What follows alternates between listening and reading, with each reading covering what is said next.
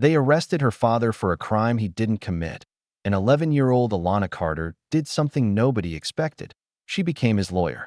Not pretend, not playing dress up, but actually standing in a real courtroom with evidence she'd gathered. Herself, facing down the prosecutor who'd framed him. The judge said she was too young. The media called it impossible, and the corrupt officials laughed until they realized this little black girl in her school uniform had uncovered their entire conspiracy. Because Alana's father had taught her the law through bedtime stories, and now she was about to teach them all what justice really looked like. Just before we get back to it, I'd love to know where you're watching from today and if you're enjoying these stories. Make sure you're subscribed. The morning started like any other on Maple Street. Birds chirped from the old oak trees that lined the modest neighborhood, and the smell of fresh coffee drifted from open windows. 11-year-old Alana Carter sat on her front porch, double-checking her math homework while waiting for the school bus. Her father, Darius, was inside making her lunch. Peanut butter and jelly, cut diagonally just the way she liked it. Then everything changed. 3 police cars screeched to a halt in front of their small brick house. Doors slammed. Officers in dark uniforms rushed up the walkway, their boots heavy on the concrete. Alana's pencil fell from her hand, rolling down the porch steps. Darius Carter, the lead officer's voice boomed through the quiet morning. "We have a warrant for your arrest." Darius appeared at the door, still holding the sandwich he'd been wrapping. His face showed confusion, not fear. He was a tall man with gentle eyes and calloused hands from years of working as a mechanic. Those same hands that could fix any engine, that had braided Alana's hair every morning since her mother died, now slowly set down the sandwich. "There must be some mistake," Darius said calmly. He glanced at Alana, trying to keep his voice steady for her sake. "What is this about?" "Embezzlement. Fraud. Theft of community development funds." The officer rattled off the charges like items on a grocery list. "Turn around, hands behind your back." Alana watched as they handcuffed her father. The metal clicked with a sound that seemed to echo through her chest. Neighbors began emerging from their homes. Mrs. Washington from next door, old Mr. Thompson, with his morning newspaper still in hand.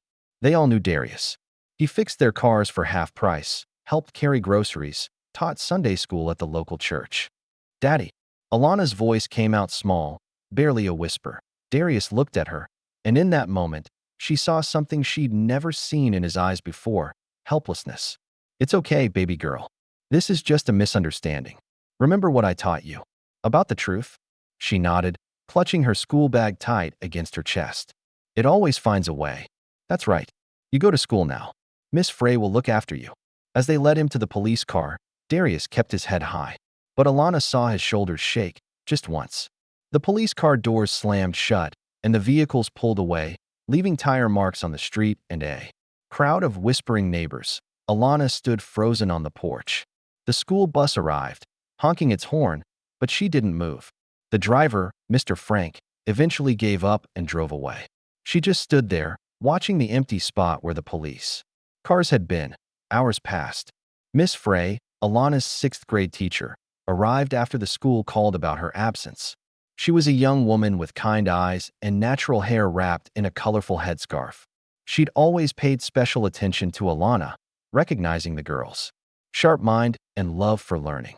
"Alana, honey, let's go inside," Miss Frey said gently, but Alana didn't speak. Not a word. Inside the house, everything looked normal but felt wrong. Darius's coffee mug sat on the kitchen counter, still half full. His work boots were by the door, waiting for feet that wouldn't fill them today.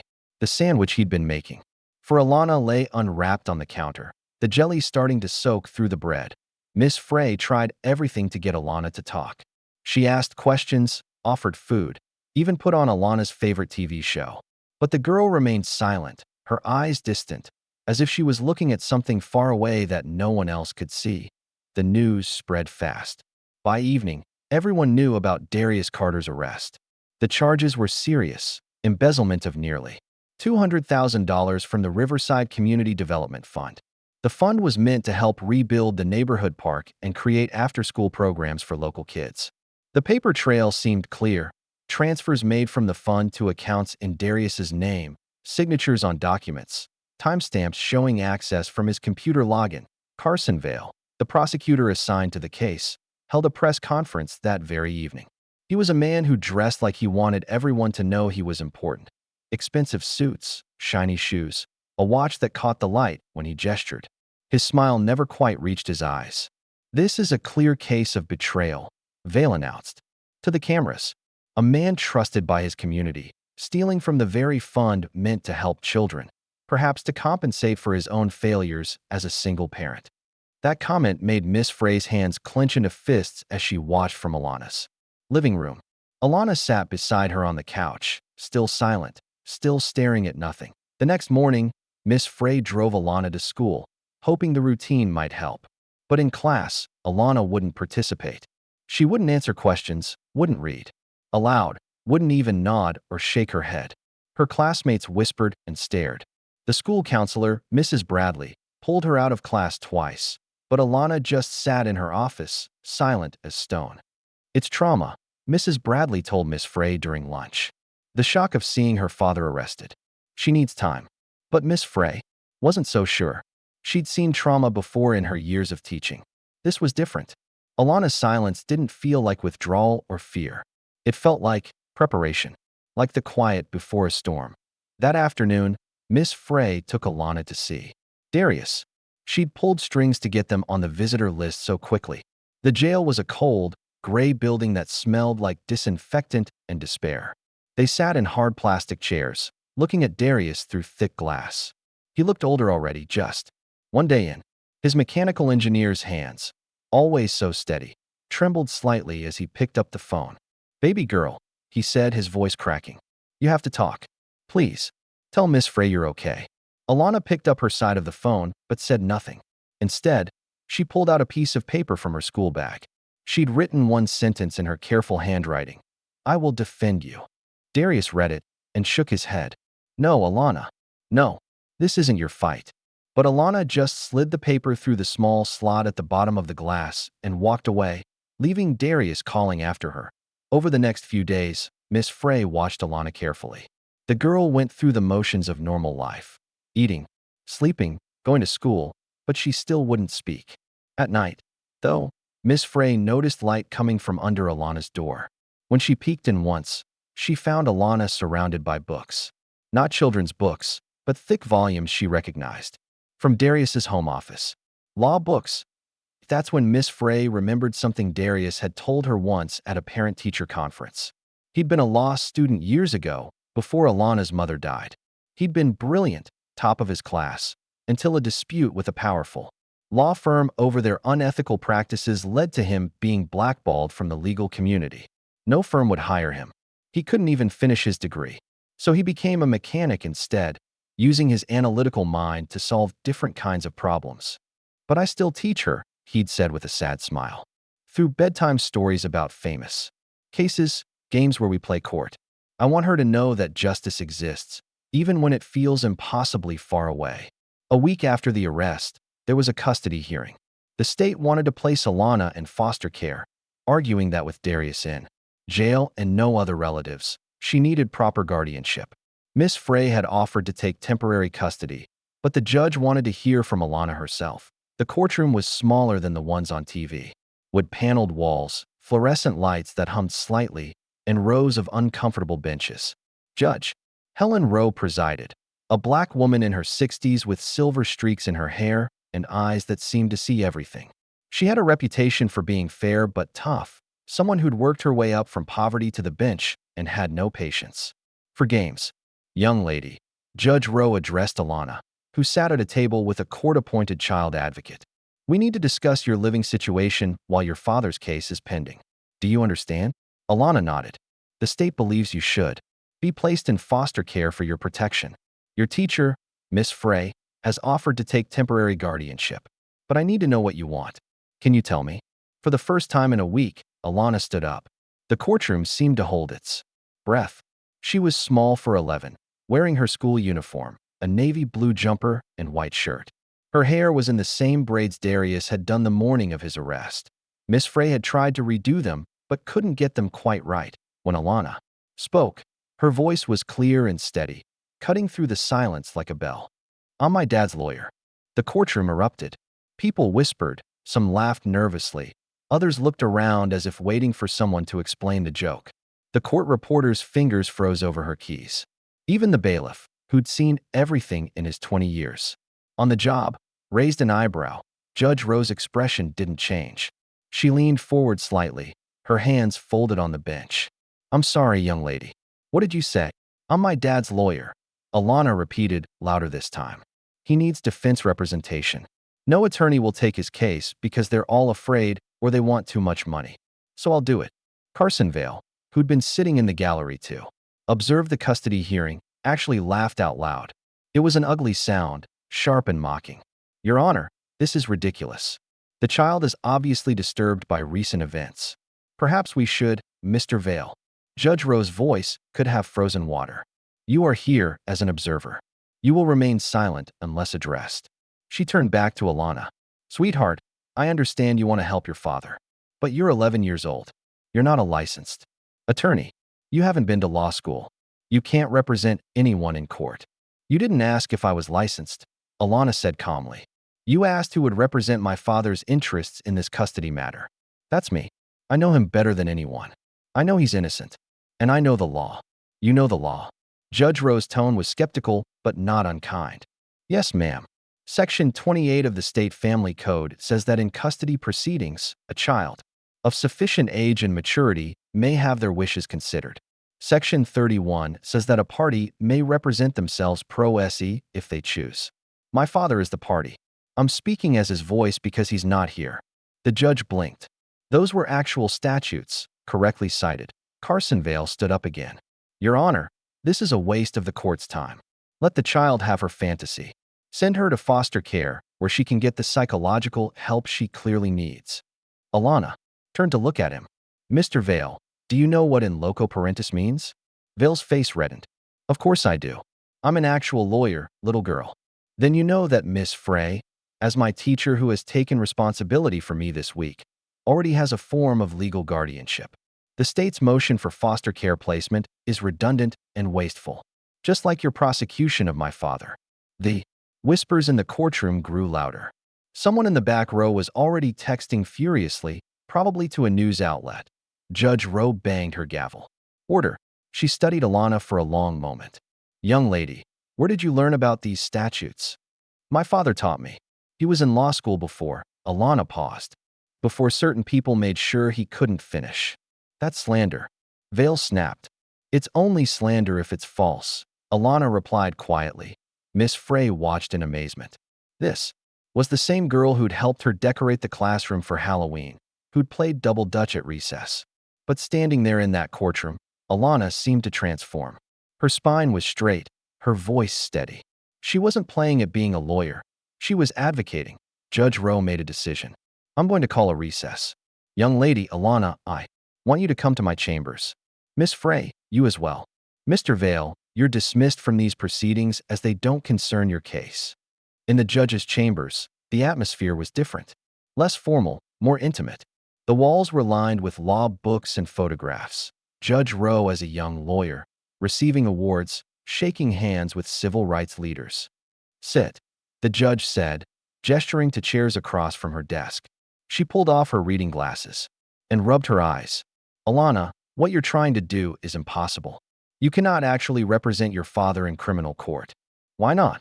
"Because the law requires. The law requires adequate representation." Alana interrupted, then quickly added, "Sorry for interrupting, ma'am. But if no lawyer will take his case, and the public defender is overworked and already said he doesn't have time to review the evidence properly, then what's adequate about that?" Judge Rowe leaned back. "You've been doing your research." "Yes, ma'am." Alana pulled a folder from her school bag. It was thick with papers, all neatly organized with colored tabs. "I've been reading the case files. The evidence. The timeline doesn't make sense." "What do you mean?" Alana opened the folder.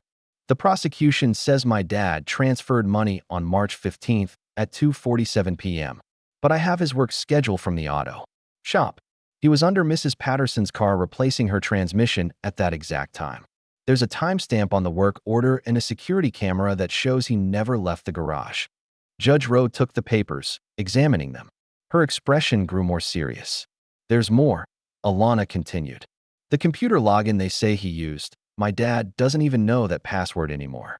The community center changed their system in January, and he never updated his access because he'd stopped volunteering there when he took extra shifts to pay for my school supplies. How do you know all this? Because I pay attention. Because my dad taught me to notice details. And because someone is lying about him, and I need to prove it.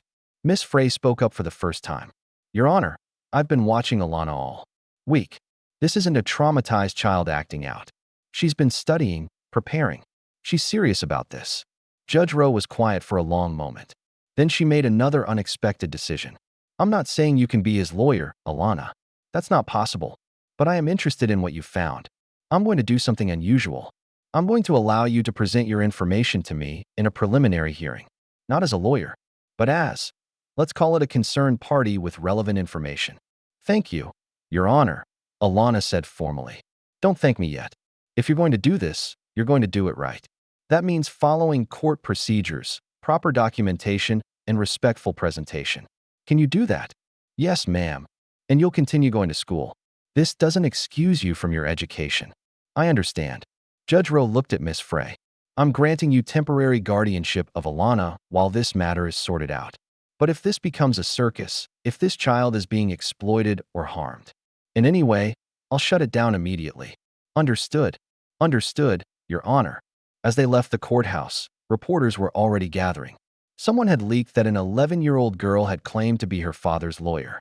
Cameras flashed, questions were shouted, but Miss Frey shielded Alana and hurried her to the car.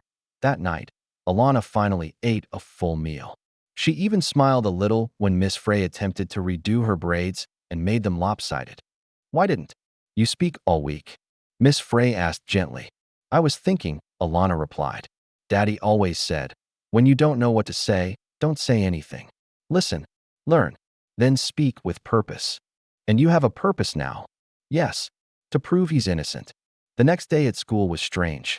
Some kids treated Alana like a celebrity, others whispered that she was crazy. But Alana focused on her work, earning perfect scores as always, then spending lunch in the library with law books Miss Frey had borrowed from the public library. The preliminary hearing was set for the following Monday. The weekend was a blur of preparation.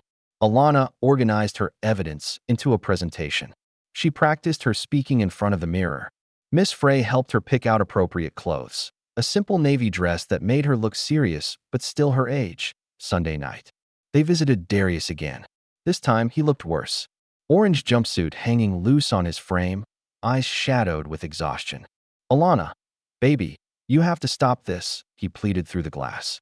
These are powerful people. Carsonvale, the firm he works with, they destroy people who get in their way. Like they destroyed you. Alana asked quietly. Darius was silent. Daddy, you taught me about Thurgood Marshall, about Constance Baker Motley, about all the lawyers who stood up when everyone said they couldn't win. You taught me that justice isn't about winning, it's about truth. I taught you bedtime stories. I didn't mean for you to what? To actually believe them. Darius pressed his hand against the glass. Alana pressed hers against it from the other side. I'm scared for you, he whispered. I'm scared too, she admitted. But I'm more scared of what happens if I do nothing. Monday morning came gray and drizzly. The preliminary hearing was in a small conference room, not a full courtroom. Present were Judge Rowe, a court reporter, Carsonvale, who'd insisted on attending, Alana with Miss Frey, and surprisingly, an older black woman in the corner who introduced herself as Eunice Templeton, a retired civil rights attorney there. To observe. Let's be clear, Judge Rowe began. This is not a trial. This is simply a hearing to determine if there's merit to reviewing the evidence in the case against Mr. Carter. Alana, you may present your information. Alana stood. Her hands shook slightly, but her voice was clear. Your Honor, the case against my father is built on 3 pieces of evidence: computer logins, bank transfers, and witness testimony from a city accountant. I'd like to address each one. She pulled out her first document. The computer logins show access from my father's account on 5 separate dates. But on 3 of those dates, I can prove my father was elsewhere. She laid out work schedules, signed receipts, even a photo from a church event. Someone else was using his login. Carsonvale scoffed. He could have given his password to someone else to cover his tracks. Then why? Alana turned to him. Did the password get changed though? day after he was locked out of the system for forgetting it? There's a help desk ticket showing he couldn't log in after January 10th. All the transfers happened after that date. Vale's expression flickered. Alana continued, laying out inconsistencies in the bank records, showing how the account numbers had been altered in the documents. She was methodical, precise, never raising her voice, but never backing down either.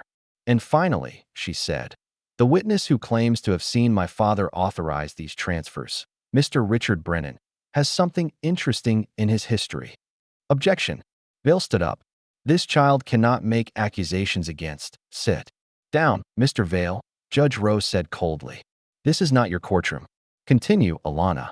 Mr. Brennan was promoted 2 days after my father's arrest. He got the exact job my father had applied for and been denied, Director of Community Outreach, a job that pays 3 times what he was making before. The room was silent. Judge Rowe reviewed the documents Alana had provided. Her face was unreadable. Finally, she spoke. This is substantial. More substantial than I expected. She looked at Carson Vale.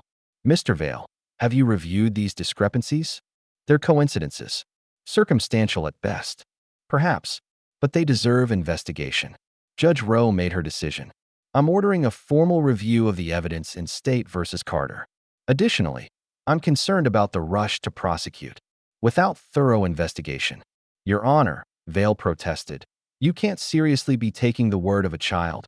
I'm taking the word of evidence, Mr. Vale. Evidence that a child was able to find, but apparently your office overlooked. That should concern you. She turned to Alana. Young lady, what you've done today is remarkable. However, this doesn't mean you can continue acting as your father's representative in criminal proceedings. You've raised questions that need answers, and I'll ensure they get proper attention. But Your Honor, Alana started. No buts. You've done more than anyone could expect. Now let the system work. As they left the conference room, Eunice Templeton approached them. That was impressive. Young lady, she said to Alana. I haven't seen such careful preparation from some licensed attorneys. Thank you, ma'am. Tell me, what made you think to look at the promotion records? My dad always said, when someone benefits from a crime, ask if they committed it. Eunice smiled. Your father sounds like he should have been a lawyer. He was going to be. Until Carson Vale's firm destroyed his reputation for refusing to help them hide evidence in a wrongful eviction case. Eunice's smile faded. Is that so? Well, young lady, perhaps we should talk more. I may be retired, but I still remember a thing or two about fighting corruption. As they walked out of the courthouse, the rain had stopped. Sunlight broke through the clouds, and Alana felt something she hadn't felt since the morning of her father's arrest. Hope. The Monday after the preliminary hearing, Alana sat at Miss Frey's kitchen table, surrounded by papers that seemed to multiply. Every time she looked away, the morning sun streamed through the window, highlighting the dust motes dancing in the air. Miss Frey was making breakfast, but Alana barely noticed the smell of bacon and eggs. She was too focused on the computer screen in front of her, scrolling through PDF after PDF of financial records. You need to eat something, Miss Frey said, setting a plate down beside her. Just 5 more minutes, Alana mumbled, not looking up. There's something wrong with these numbers. Miss Frey looked over her shoulder. The screen showed a spreadsheet with rows and rows of transactions. To her, it looked like gibberish, but Alana was tracing her finger along certain entries, her brow furrowed in concentration. Look, Alana said suddenly. March 15th, 2:47 p.m. That's when they say my dad transferred $50,000. But look at this other entry. March 15th, 2:47 p.m. Another transfer, same amount, different account number. It's like someone copied the transaction but changed the destination. Before Miss Frey could respond, her phone buzzed. Unknown number. She almost didn't answer, but something made her pick up. Hello, is this Miss Frey? The voice was young, nervous. Male. Who is this? I can't say, but I know about the Carter case. I know Alana's been looking into things. I want to help. Miss Frey put the phone on speaker, gesturing for Alana to listen. What kind of help? Miss Frey asked carefully. I work in Carson Vale's office. I'm just an intern, but I've seen things. Documents that don't match. Emails that got deleted. I know what they did to Mr. Carter, and it's not right. Alana grabbed a notepad, started writing quickly. Can you prove it? Miss Frey asked. Maybe. I have access to some files. But if they find out I talked to you, we can meet somewhere safe, Miss Frey suggested. No. No meetings. Too risky. I'll send what I can to your email. Use a secure connection. And please, don't let them know it came from me. The line went dead to an hour later. An encrypted email arrived. The sender was listed as JL 1985. Inside were 3 attachments. Alana opened them carefully, Miss Frey, reading over her shoulder. The first was an email thread between Carson Vale and someone named Richardson. Vale had written, "The Carter problem needs to be resolved before he digs any deeper. Make sure the transfers align with our timeline." The second was a spreadsheet showing the original community fund records before they'd been altered. The real transfers had gone to a completely different account, one registered to a shell company called Riverside Consulting, LLC.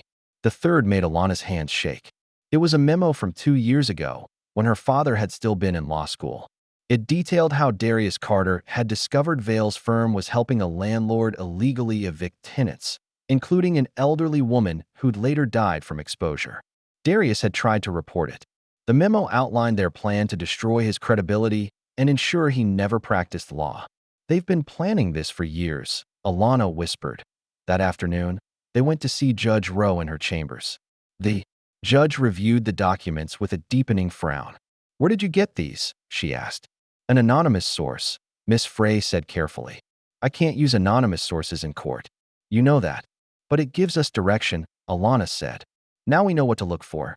Riverside Consulting, LLC. We can trace that." Judge Rowe sighed. "Alana, you're 11 years old. This is dangerous territory you're entering. Carson Vale is connected to powerful people. If he finds out you have this information, he already knows I'm fighting him," Alana said. "Backing down now won't make me safer." That evening, Eunice Templeton came to Miss Frey's house. The retired attorney moved slowly, but her mind was sharp as ever. She reviewed everything Alana had found, occasionally making approving noises. "You've got good instincts, child," she said. "But instincts aren't enough. We need concrete evidence. Something that can't be dismissed or explained away." "How do we get that?" "By being smarter than they are. And by understanding that corruption always leaves a trail. Always." Eunice pulled out her own laptop, her aged fingers moving surprisingly fast across the keyboard. "Riverside Consulting, LLC. Let's see who owns you." After an hour of searching through public records, they found it. Riverside Consulting was owned by another company, which was owned by another, like Russian nesting dolls. But at the center was a name, Patricia Vale. "Carson Vale's wife," Eunice said grimly.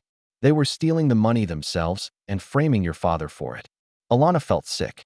All this destroying my dad's life, just for money. Money and power, child. The two things that make good people do evil things. The next day at school, Alana could barely concentrate. During lunch, she sat alone in the library, still researching. That's when she noticed someone watching her, a man in a janitor's uniform she'd never seen before. He was mopping the same spot over and over, his eyes on her. When she got up to leave, he followed.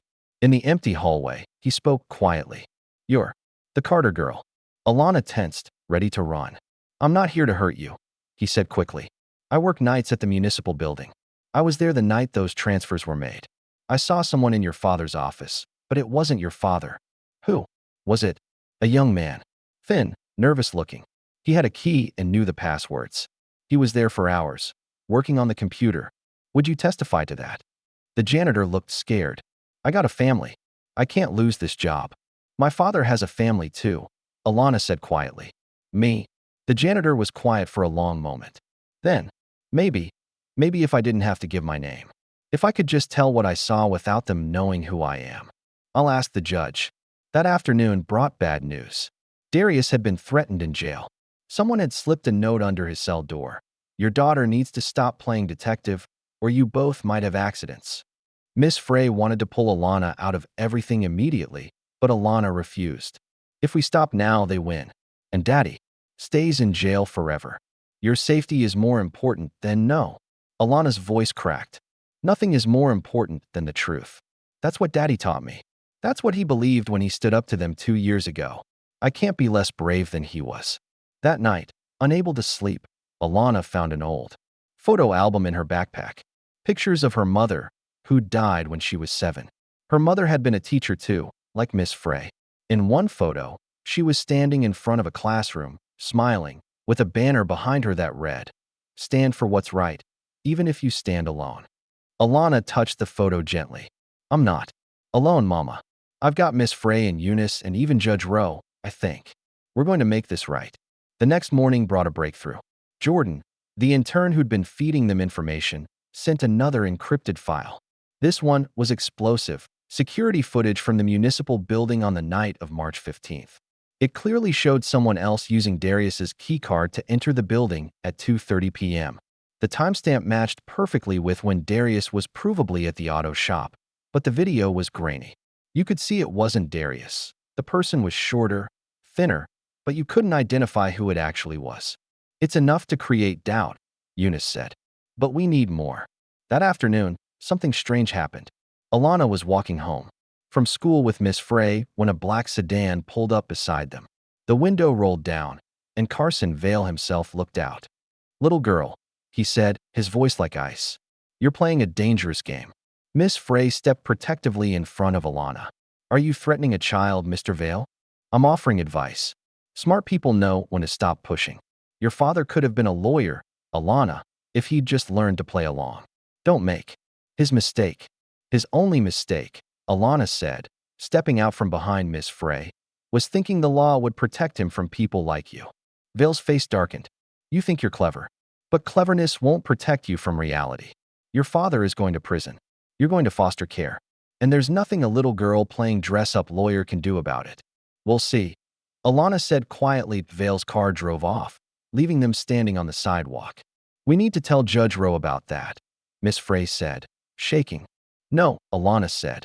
"He didn't technically threaten us. He's too smart for that. But he's also scared. He wouldn't have come himself if he wasn't." That evening, they received news that changed everything. Jordan, the intern, had been discovered. He'd been fired immediately and his key card deactivated. But before security escorted him out, he'd managed to grab one more piece of evidence, a recording from Vale's office. He met them briefly in a coffee shop parking lot, looking terrified, but determined. "This is it," he said, handing over a USB drive. "I'm leaving town tonight. I can't. I'm sorry, but I can't testify. They've threatened my family too. But this recording, it should be enough." On the recording, Vale's voice was clear. "I don't care what we have to do. Carter knows too much about the Richmond evictions. If he ever gets his law license, he'll come after us. So we make sure he never does. Frame him for the embezzlement. Discredit him completely. The community fund money's already gone anyway. Might as well make him the fall guy." The morning of the next hearing arrived with unexpected spring warmth. Alana dressed carefully in the navy dress that had become her courtroom uniform. Miss Frey braided her hair extra tight, the way her father used to do it before important days. "You ready for this?" Miss Frey asked. "No," Alana admitted. "But Daddy always said courage isn't about not being scared. It's about doing what's right despite being scared." The courtroom was packed. Word had spread about the 11-year-old girl challenging the system, and reporters filled the back rows. Judge Rowe had tried to close the proceedings to media, but Vale had insisted on transparency, thinking public pressure would shut Alana down. He'd miscalculated. Judge Rowe entered, and everyone rose. When she sat, her eyes found Alana immediately. "We're here to review new evidence in the matter of State versus Darius Carter. I understand there have been significant developments." Eunice Templeton stood.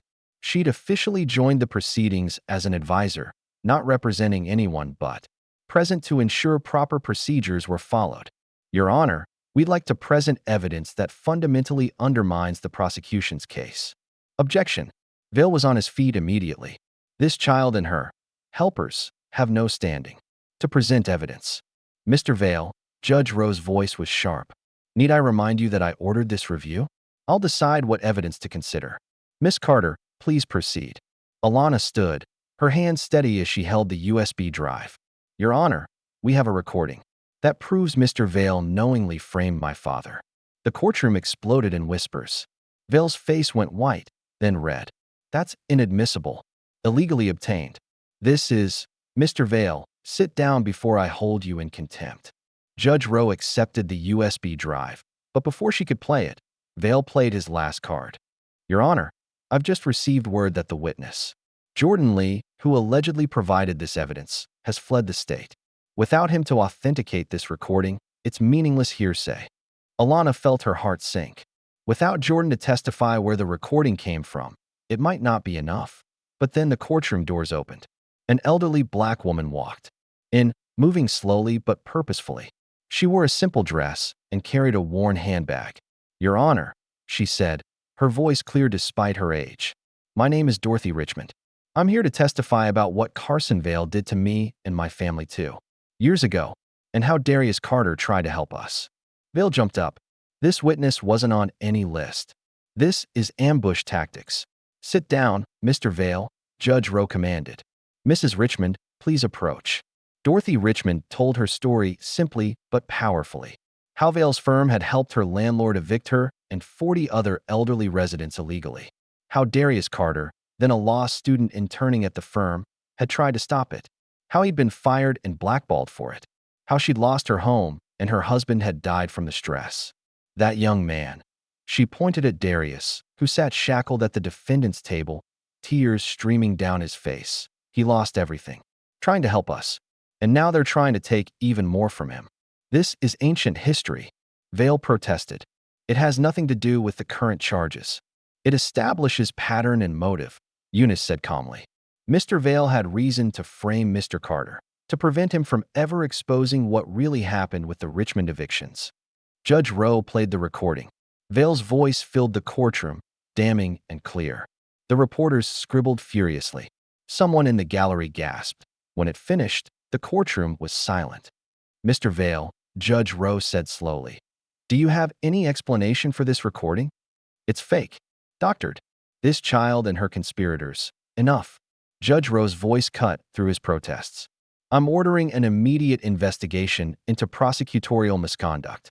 Additionally, I'm reviewing all evidence in the Carter case. For tampering. She turned to Alana. Young lady, what you've done here is extraordinary. You've exposed what appears to be serious corruption. However, I need you to understand that this is now beyond what you can handle. Professional investigators need to take over.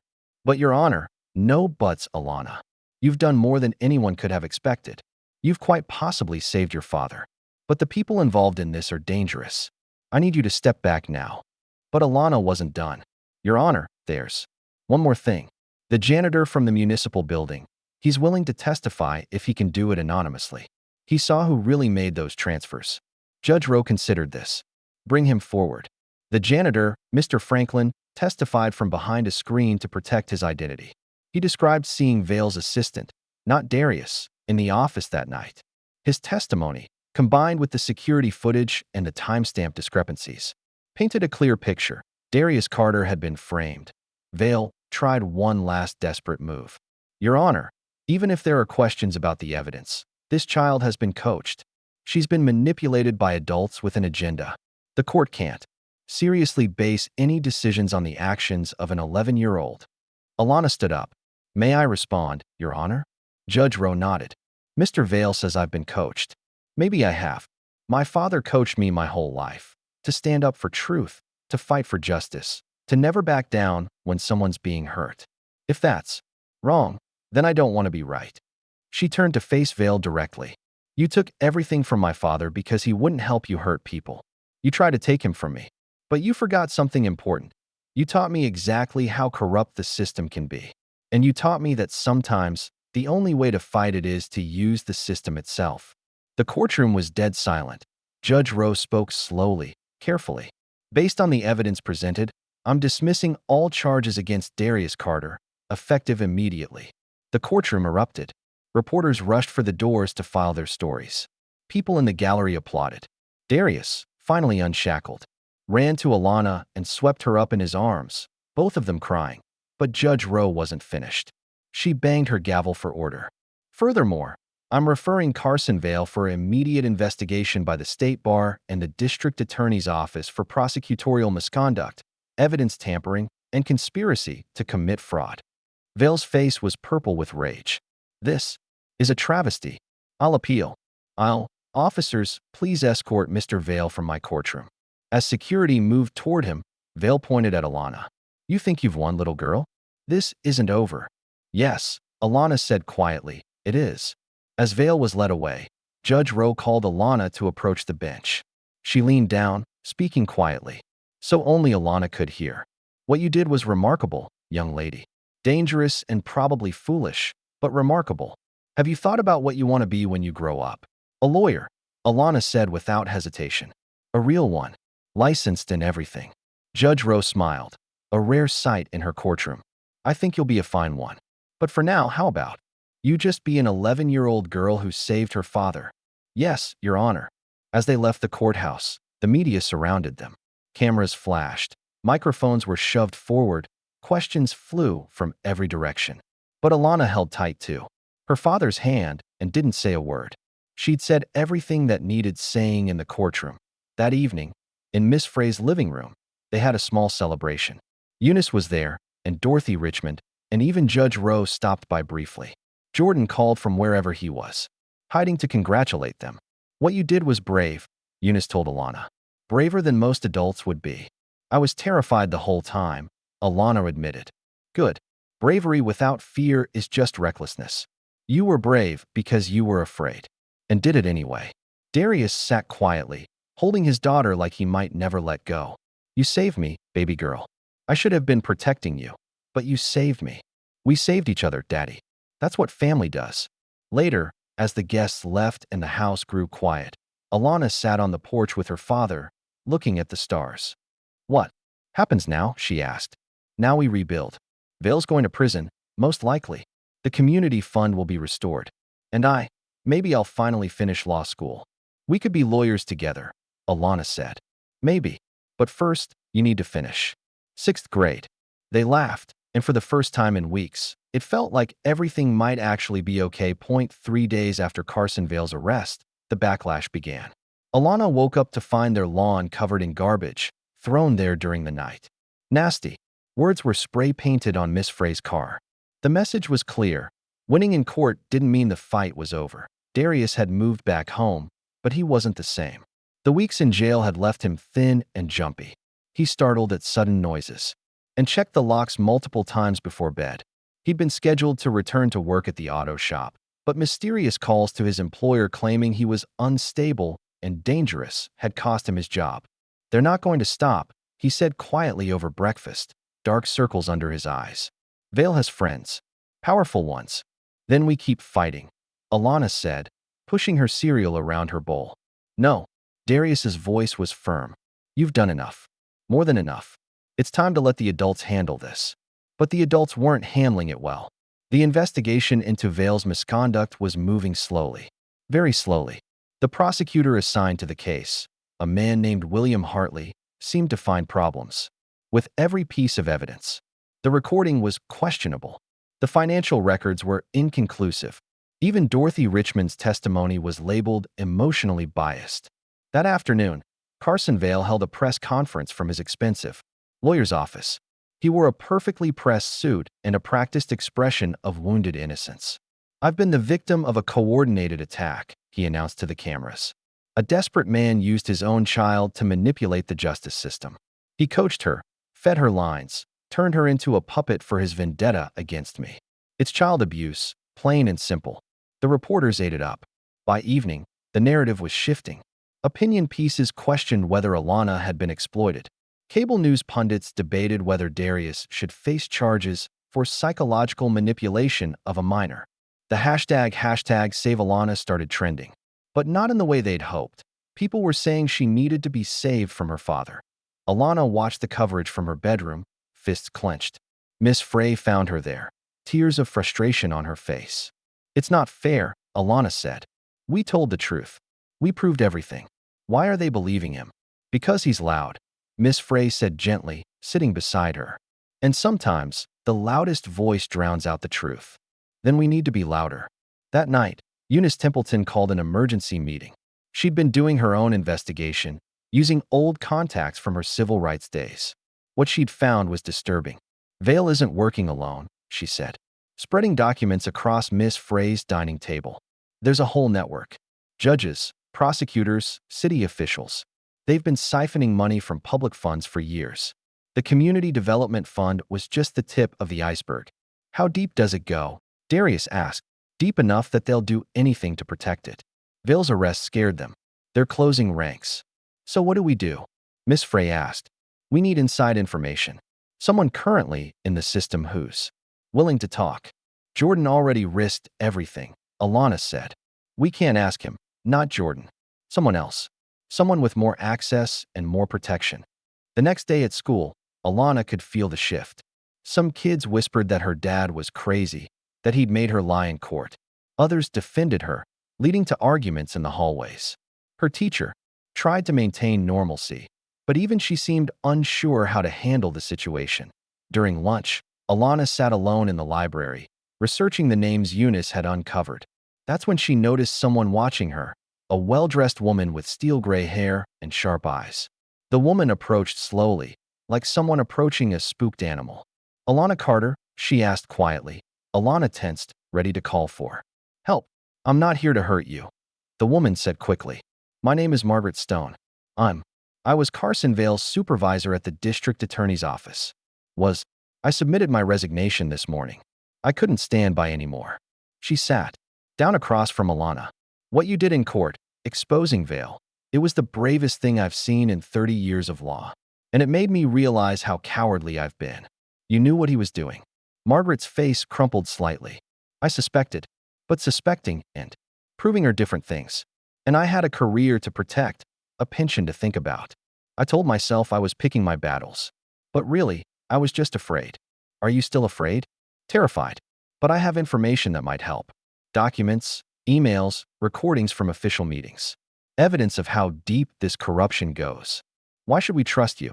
Alana asked, her 11-year-old voice carrying surprising authority. You shouldn't, but I'm hoping to earn that trust.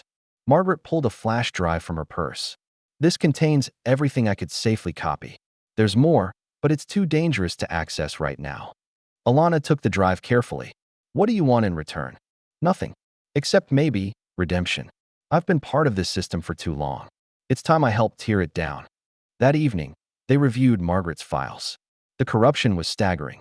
Millions of dollars diverted from schools, hospitals, community programs, all flowing into private accounts belonging to a group that called themselves the Network. This is huge, Eunice breathed. This could bring down half the city government, which is exactly why they'll fight so hard to stop us, Darius said grimly. The next morning brought terrible news. Jordan Lee had been found, dead. The official report called it a car accident, but the timing was too convenient. Everyone knew. It was a message. This is what happens to whistleblowers. Alana stood at her bedroom window, staring out at the street where she used to play hopscotch without fear. They killed him because of me. No, Darius said firmly, putting his hands on her shoulders. They killed him because he was brave enough to stand up to them, just like you were. His death isn't your fault. It's theirs. But if you hadn't fought back, I'd be in prison for life. And they'd still be stealing from our community. Jordan knew the risks. He chose to help anyway. We honor him by continuing the fight. That afternoon, Judge Rowe called them to her chambers. She looked tired, older than she had during the trial. I'm being pressured to recuse myself from anything related to the Vale case, she said bluntly. There are suggestions that my impartiality has been compromised. By who? Eunice demanded. People above my pay grade. People who can end my career with a phone call. She looked at Alana. They're particularly upset about my decision to let you present evidence. They're calling it judicial misconduct. Are you going to step back? Alana asked. Judge Rowe was quiet for a long moment. 20 years ago, I might have. I had a career to build, a reputation to protect. But watching you stand up in my courtroom, facing down grown men who tried to intimidate you, it reminded me why I became a judge in the first place. She stood straighter. No, I'm not stepping back. In fact, I'm appointing a special prosecutor to investigate the network. Someone from outside the city, with no local connections to corrupt. Who? Darius asked. Her name is Lydia Winters. She's from the state attorney general's office. She has a reputation for being incorruptible and ruthless when it comes to public corruption. When does she arrive? Tomorrow. And I suggest you share everything you have with her immediately. Because once the network realizes what's happening, they'll escalate. Judge Rowe was right. That night, Miss Frey's house was broken into while they were at dinner. Nothing was stolen, but message was clear: we can get to you anytime. Darius wanted to send Alana away, hide her somewhere safe. But Alana refused. If I run now, they win. And everyone who's been brave enough to help us. Jordan, Margaret, Judge Rowe, their risks mean nothing. You're 11 years old. Darius exploded. You shouldn't have to be this brave. No, I shouldn't. Alana agreed quietly. But I do. The next morning, Lydia Winters arrived like a force of nature. She was a tall black woman with natural hair and eyes that seemed to see through people. She set up office in a secure federal building and immediately began issuing subpoenas. I've reviewed your evidence, she told Alana and Eunice. It's solid, but we need more. We need someone currently inside the network to flip. Margaret Stone already. Margaret was middle management. We need someone higher. Someone who knows where all the bodies are buried. That afternoon, an unexpected ally emerged. Carson Vale's assistant, the same one who'd been identified making the fraudulent transfers, contacted them through his lawyer. His name was Timothy Marsh, and he wanted to make a deal. My client has information about the network's operations, the lawyer said. In exchange for immunity, he's willing to testify. Immunity, Alana said incredulously. He helped frame my father. He was coerced, the lawyer insisted. Vale threatened his family. My client has recordings, documents, proof of the entire conspiracy. Lydia Winters considered this. We'll need to verify his information first. Timothy Marsh looked terrified when they brought him in. He was younger than Alana had expected, maybe 25, with nervous eyes and shaking hands. Vale recruited me straight out of college, he explained. At first, it seemed like normal prosecutor work. But then he started asking me to do things, alter documents, backdate files. When I resisted, he showed me pictures of my little sister at her school. The message was clear. So you framed an innocent man, Darius said coldly. I'm not proud of it, but I kept records of everything, hoping someday I could make it right. Timothy pulled out a laptop. Every email, every altered document, every secret meeting. It's all here. The information Timothy provided was explosive. The network consisted of 12 key members, including 2 judges, 3 prosecutors, the city comptroller, and several major business owners. They'd been operating for over a decade, stealing millions from public funds meant for schools, hospitals, and community development. But even with this evidence, Lydia Winters faced obstacles. When she tried to get warrants, judges suddenly became unavailable. When she scheduled grand jury hearings, witnesses received threats. The system was protecting itself. Meanwhile, the smear campaign against Alana intensified. A viral video claimed to show her coaching sessions with her father. Actually, just footage of them doing homework together, edited to look sinister. Social media exploded with hashtags like #BrainwashChild and #SaveAlanaFromDarius, child. Protective services showed up at their door again, this time with an emergency removal order. We've received multiple reports of psychological abuse, the caseworker said, looking genuinely apologetic.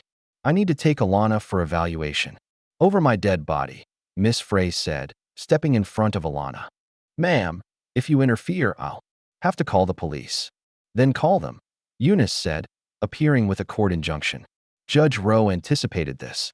Alana stays where she is. The caseworker read the injunction, frustrated. This is only temporary. We'll be back. That night, Alana couldn't sleep.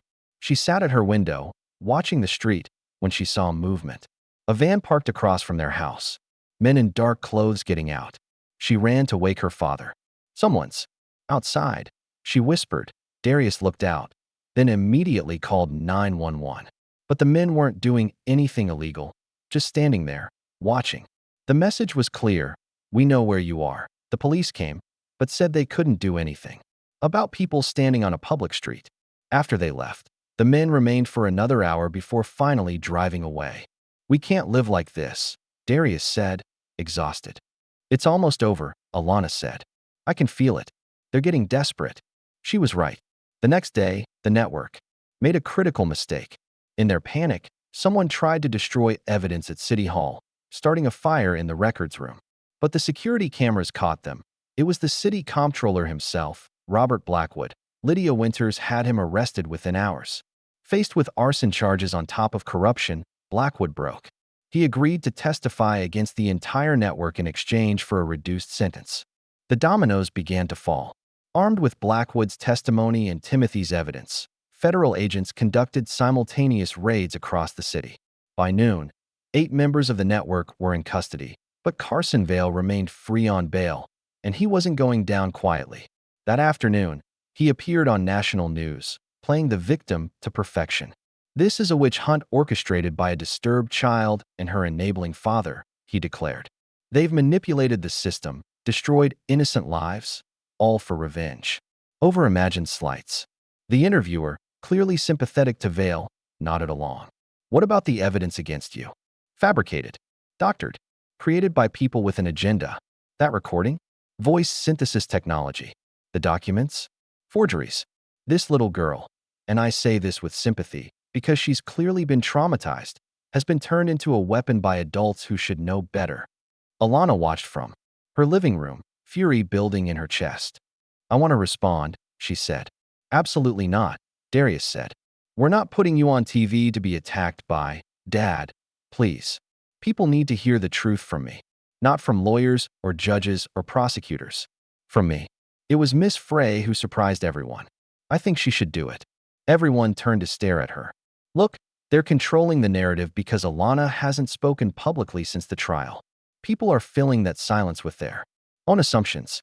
Maybe it's time for her voice to be heard." After much debate, they agreed to one interview with a respected journalist known for fairness.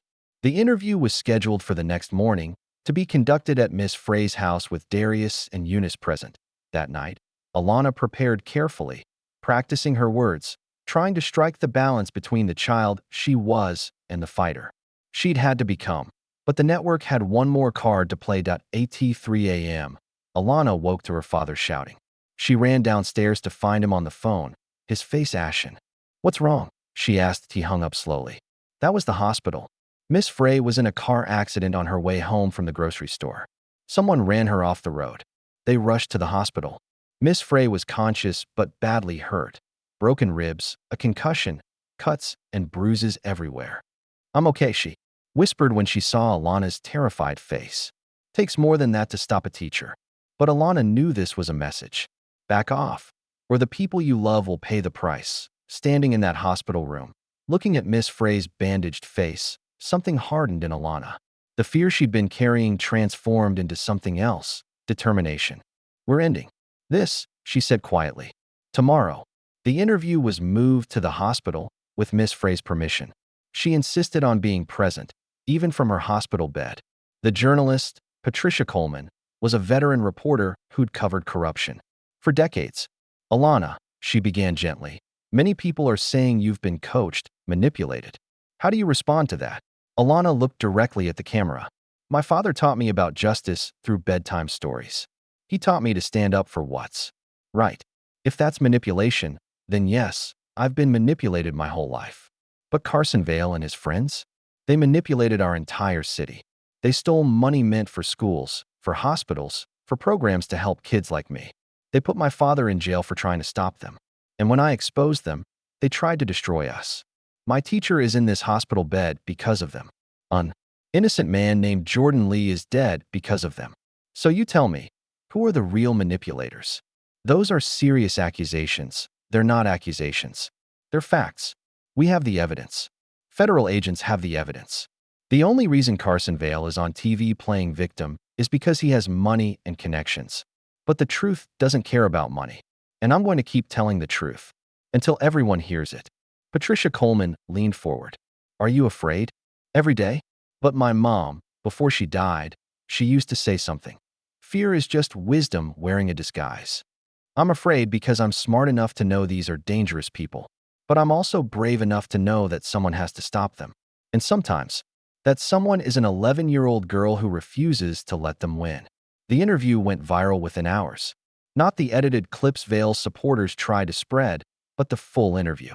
People saw Alana for what she was, not a manipulated child, but a brave young girl fighting a system that had failed her community.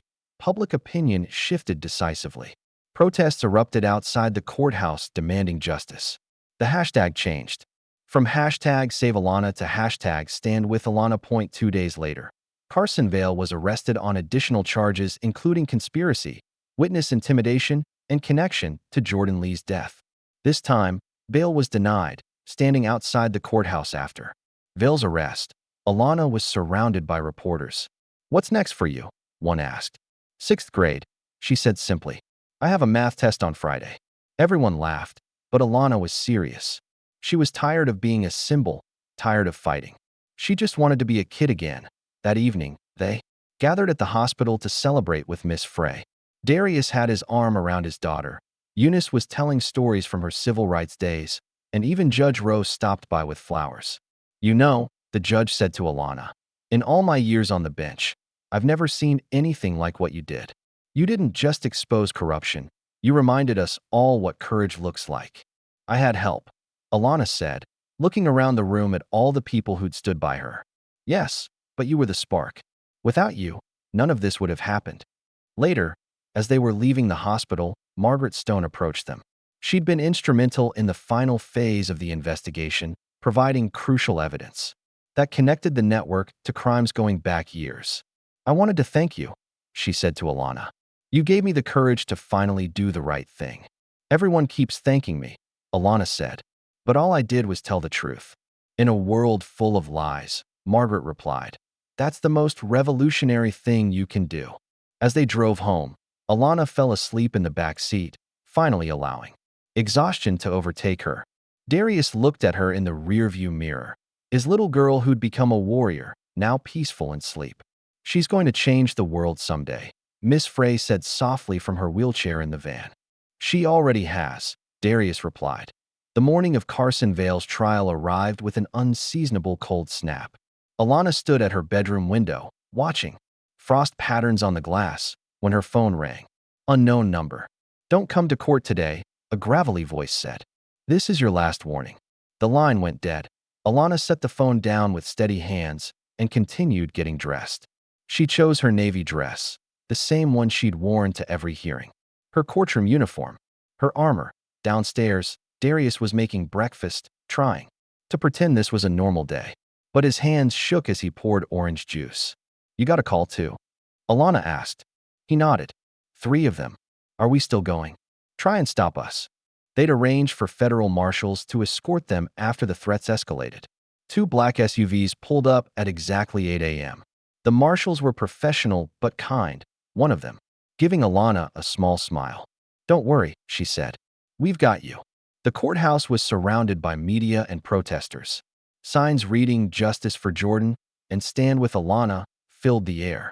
As their vehicle pulled up, the crowd erupted in cheers. But Alana's eyes were drawn to a different vehicle, a black sedan parked across the street. Through the tinted windows, she could see shadows watching. Even now, even with federal protection, the network was making its presence known. Inside the courthouse, the security was unprecedented. Metal detectors, federal agents, and a sense of electricity in the air. This wasn't just about Carson Vale anymore. This was about an entire system on trial. The courtroom was packed. Lydia Winters stood at the prosecution table, her presence commanding. Vale sat with his team of expensive lawyers, still wearing that practiced expression of wounded innocence. Judge Helen Rowe entered, and everyone rose. But there was something different about her today. She moved slower, and Alana noticed a federal marshal stationed directly behind the bench. "Before we begin," Judge Rowe announced, "I want to address something. This morning, I received what can only be described as threats against myself and my family. Let me be crystal clear. This court will not be intimidated. Justice will be served, regardless of the consequences." The trial began with Lydia Winters laying out the case methodically. Financial records, forged documents, testimony from Timothy Marsh and Robert Blackwood. The evidence was overwhelming, but Vale's lawyers were good. They challenged everything, created doubt where there was none, painted their client as a dedicated public servant being railroaded by conspiracy theorists. Then came the moment everyone was waiting for. Lydia Winters called her next witness. The prosecution calls Alana Carter. The courtroom held its breath as Alana walked to the witness stand. She was small in the big chair, her feet not quite touching the ground. But her voice was clear as she took the oath. Alana, Lydia began gently. Can you tell us what happened when your father was arrested? For the next hour, Alana told her story. Not just the facts, but the feelings. The fear of losing her father. The frustration of knowing he was innocent but having no power to help. The decision to fight back despite being just 11 years old. The Vale's lead attorney, a man named Harrison Crawford, stood for cross-examination. He was known for being ruthless, for breaking witnesses. He approached Alana with a grandfather's smile that didn't reach his eyes. Alana, he began, you love your father very much, don't you? Yes. You'd do anything to help him. I'd do anything that's right to help him. Even lie? Objection. Lydia Winters was on her feet. Sustained, Judge Rowe said sharply, Mr. Crawford, you will not badger this witness. Crawford changed tactics. You've been through a lot of law books for someone your age. Did your father tell you what to say today?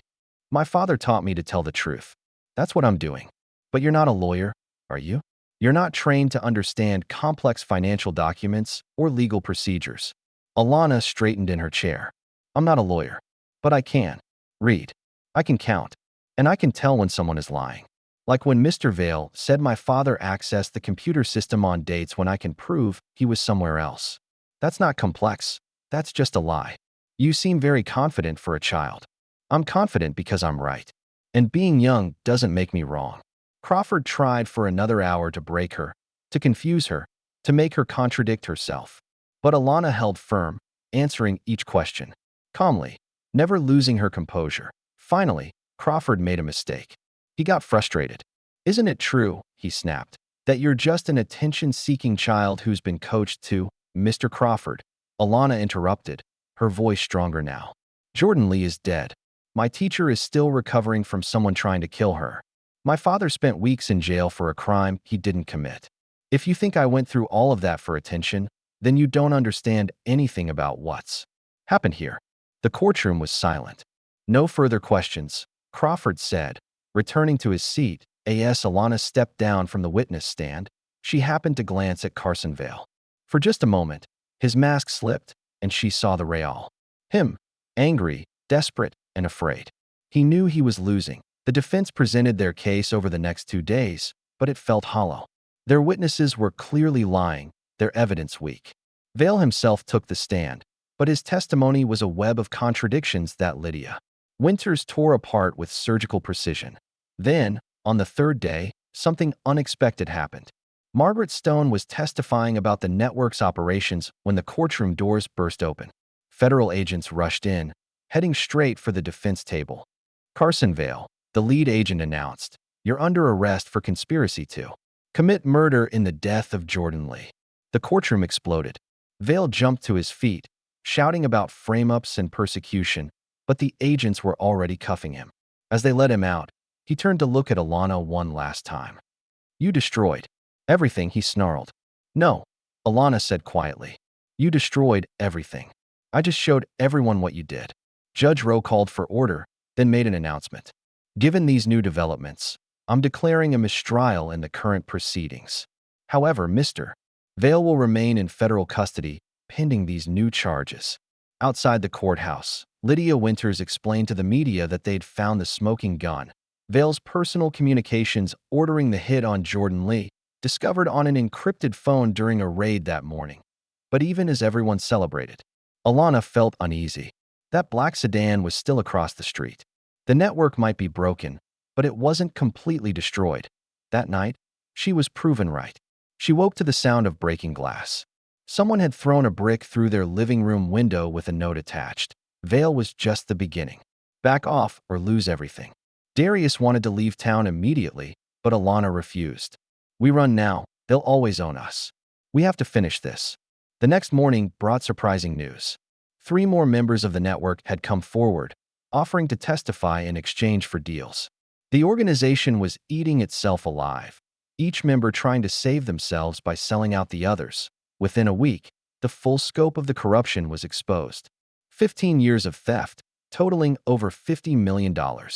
Money that should have gone to schools, hospitals, community programs, all diverted into private accounts. The final trial, this time with Vale facing murder charges along with the corruption, was set for the following month. But Alana wouldn't be testifying again. She'd done her part. The rest was up to the adults. Or so she thought. 2 weeks before the trial, Eunice Templeton had a heart attack. She survived, but barely. In the hospital, holding Alana's hand with her frail fingers, she whispered, "They got to me. Poison. Can't prove it, but I know." That's when Alana realized the network's final play. They couldn't win in court, so they were eliminating witnesses, making sure that even if they went to prison, their enemies would pay the price. "We need to end this now," Alana told Lydia Winters. "Not just the trial. The whole network. Every last member. We're trying, but no. I have an idea. But you're not going to like it." Alana's plan was dangerous, but simple. She would go on national television and challenge the network directly. Call out every member by name. Make them so famous, so exposed, that they couldn't operate anymore. "Absolutely not," Darius said. "You'll have a target on your back forever." "I already do. We all do. The only way to be safe is to shine so much light on them that they have nowhere to hide." After much debate, they agreed. The interview was arranged with Patricia Coleman again, this time on primetime national television. The night of the interview, Alana sat in the studio, bright lights shining down on her. Millions of people watching. She thought of Jordan Lee, of Miss Frey in her hospital bed, of Eunice fighting for her life. "Alana," Patricia began, "you say you have something important to share with America." "Yes. The network that corrupted our city isn't unique. These same systems exist everywhere. People in power stealing from those without it. And they continue because we're afraid to speak up. Because people like Jordan Lee die for telling the truth." She looked directly into the camera. "But I'm not afraid anymore. So let me tell you their names. Every single person who was part of the network. Some are in custody. Some aren't. But they all need to be exposed." For the next 10 minutes, Alana laid out everything. Names, crimes, connections. She had memorized it all, and she delivered it with the precision of a prosecutor. When she finished, she had one more thing to say. "To anyone out there facing corruption in your own community, don't give up. Yes, it's dangerous. Yes, you might lose. But if an 11-year-old girl can stand up to these people, so can you. We're stronger than when we stand together." The interview ended, and for a moment, there was silence in the studio. Then the crew began applauding. Patricia Coleman had tears in her eyes. "Young lady," she said once the cameras were off, "you just changed the world." 6 months later, Alana stood in a very different courtroom. This one was in Washington, D.C., and she wasn't there as a witness. She was there to receive an award. The Attorney General of the United States was speaking. The Courage and Justice Award has never been given to someone so young. But Alana Carter has shown more bravery than most people show in a lifetime. Alana accepted the award in her navy dress, the same one, though she'd grown enough that Miss Frey had to let down the hem. In the audience sat everyone who'd fought beside her. Darius, finally enrolled in law school to finish his degree. Miss Frey, fully recovered and back in her classroom.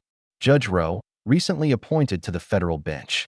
Eunice Templeton, frail but fierce, having survived the poisoning attempt. Carson Vale was serving life in federal prison. The network had been completely dismantled, with 43 people convicted of various crimes. The stolen money had been recovered and returned to the community. New oversight systems were in place to prevent future corruption. But for Alana, the biggest victory was smaller and quieter. After the ceremony, they returned home to find their neighborhood transformed. The community center had been rebuilt with the recovered funds. A new playground stood where an empty lot had been. And at the entrance to the playground was a plaque, the Jordan Lee Memorial Playground, in memory of a brave truth teller. Standing there, watching kids play on the swings, Alana felt the weight of the past year finally lifting. She'd been carrying it for so long. She'd forgotten what it felt like to just be a kid. "You okay, baby girl?" Darius asked, putting his hand on her shoulder. "Yeah, just thinking." "About what?" "About how quiet it is. Good quiet, not scary quiet." They stood there together, father and daughter, watching the sun set over their healing community. 3 years passed. Alana was 14 now, in high school, captain of the debate team. She was brilliant at it, though her opponents often looked terrified when they learned who she was. The girl who'd brought down the network had become something of a legend. But Alana didn't want to be a legend. She wanted to be normal. To worry about algebra tests and school dances, not corruption and court cases. Then one day, a new student arrived at school. A quiet girl named Maya, who kept to herself and barely spoke. Alana recognized something in her silence. The same weight she'd carried at 11. After school, Alana approached her. "You okay?" she asked gently. Maya looked up with tear-filled eyes. "My mom, she's in trouble. She saw something at her job. City contracts being faked. When she reported it, they fired her. Now they're threatening us." Alana felt the old fire ignite in her chest. She'd hoped this was over, that the network's destruction had ended the corruption. But evil was like a weed. You could pull it up, but if you didn't get the roots, it grew back. "Tell me everything," Alana said. Over the next few weeks, Alana helped Maya gather evidence. She taught her what to look for, how to document everything, who to trust.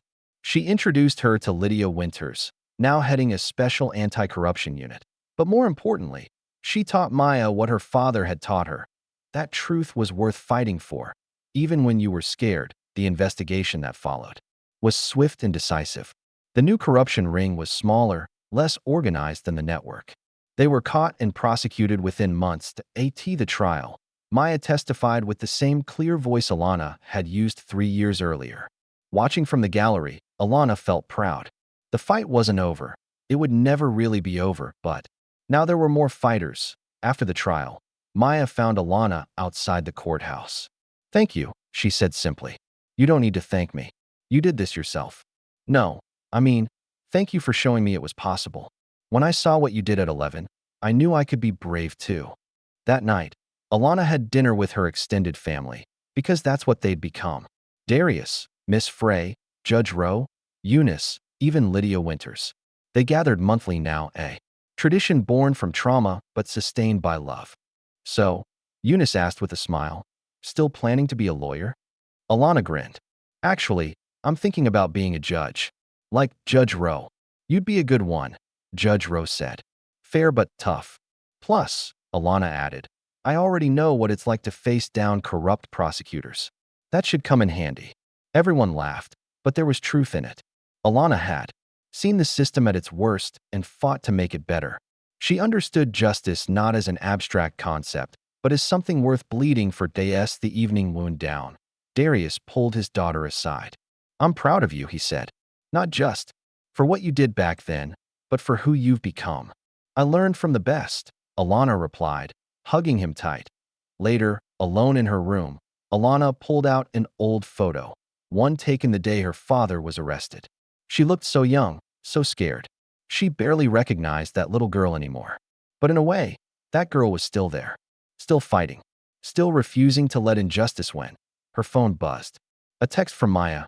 "My mom got her job back, and they're creating new oversight because of what happened. Thank you for everything." Alana smiled and typed back, "You're welcome. Now pass it on. Find someone else who needs help standing up." Because that was the real victory. Not just defeating the network, not just the trials and convictions. It was creating a chain of courage, each person inspiring the next to stand up and speak truth to power. A few months later, Alana was invited to speak at a national conference on judicial reform. Standing at the podium, looking out at hundreds of faces, she thought about what to say. "For years ago," she began, "I was an 11-year-old girl whose father had been falsely arrested. I had no power, no voice, no legal standing. But I had something more important. I had the truth. And I had people who believed in me." She paused, seeing nods throughout the audience. "The system failed my father. It failed my community. But here's what I learned. The system is just people. And people can change. People can choose courage over comfort, truth over safety, justice over personal gain." I'm often asked if I regret what I went through. The fear, the threats, the losses. And honestly, I don't. Because it taught me that one voice, even the voice of a child, can echo loud enough to bring down corruption. But more importantly, it taught me that we're never really alone in these fights. For every Carsonvale, there's a Judge Rowe. For every corrupt network, there's a community ready to stand against it. We just have to be brave enough to stand first. She looked out at the audience, many of them lawyers and judges, some probably fighting their own battles against corruption. So I challenge you today, be the person who stands first. Be the one who speaks up. Be the voice for those who haven't found theirs yet. Because justice isn't just about laws and courts. It's about people deciding that truth matters more than anything else. The applause was thunderous, but Alana barely heard it. She was thinking about Jordan Lee, who died for the truth. About Miss Frey, who'd nearly died protecting her. About everyone who'd risked everything to fight alongside an 11-year-old girl who refused to let her father rot in jail for a crime he didn't commit. Years later, when Alana did become a lawyer and eventually a judge, she kept a photo on her desk. It was from that first day in court when she'd announced she was her father's lawyer. She looked so small, so young, but so determined. Whenever a young person came into her courtroom, scared and overwhelmed by the system, she remembered that feeling. And she made sure to listen extra carefully, to look for the truth behind the fear, because sometimes the smallest voices carry the most important messages, and sometimes all it takes to change the world is one person brave enough to say, "This is wrong, and I'm going to fight it." Even if that person is just 11 years old. Even if that person is scared. Even if that person is you. The last scene takes place 8 years after the original trial. Alana, now 19 and in her second year of law school, receives a letter. No return address, just her name written in careful script. Inside is a single paragraph. "Dear Alana, you don't know me, but your story saved my life. I was trapped in an abusive situation, being silenced by powerful people. I thought I had no voice. Then I saw a video of an 11-year-old girl standing up to an entire corrupt system. If you could do that, I thought, maybe I could speak up too. I did. I'm free now. Thank you for showing me that courage can come in any size, at any age. You didn't just save your father. You saved all of us who needed to see that fighting back is possible." It's unsigned, but at the bottom is a small drawing of a girl in a navy dress, standing tall in front of a judge's bench. Alana smiles, carefully, folds the letter, and places it in a box with hundreds of others just like it. Letters from people who found their courage because an 11-year-old girl refused to be silent. She closes the box and returns to her studies. There's work to do, justice to fight for, truth to defend, and somewhere out there, another young person is facing impossible odds, thinking they're too small, too powerless to make a difference. They're wrong. Alana Carter proved that, and she's not done yet. If an 11-year-old girl could bring down an entire network of corruption simply by refusing to stay silent, what injustices are we allowing to continue because we've chosen comfort over courage? If Alana's story moved you, please like this video and subscribe for more powerful stories that remind us that heroes come in all sizes.